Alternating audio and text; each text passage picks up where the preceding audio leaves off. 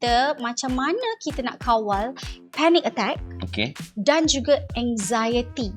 Kena filter berita apa kita nak tengok. Dia berita ni in general ada 3. Satu, berita bersifat provokatif. Okay. Okay.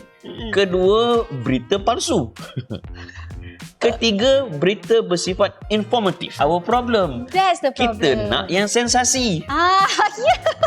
Dan bila engkau tertrigger, engkau yang bermasalah. Itulah cerita So dia. kita kena pilih. Kita nak yang sensasi ke, kita nak kesihatan mental kita. And explain, anxiety ni comes from not knowing the uncertainty. Correct. Okay, dan that is pada Ika lah. Life in general. Ika pun pernah lalui benda tu yang macam, even when driving. Correct. Bila kita tengah drive satu road, of course things are going to be very uncertain. Betul. Kita tak tahu orang belakang kita nak bawa macam mana, nak potong kita. Itu contoh lah. Kan, mana-mana grup WhatsApp ke grup Telegram yang toxic, bukan mute, keluar terus. Nampak? Delete grup tu.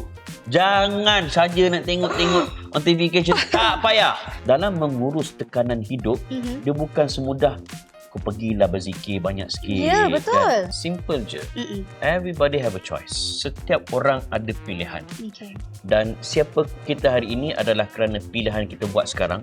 Oh, wow. Dan siapa kita pada masa akan datang adalah kerana pilihan kita buat dulu. Nampak? And dia tak ada, there is no such thing as I have no choice.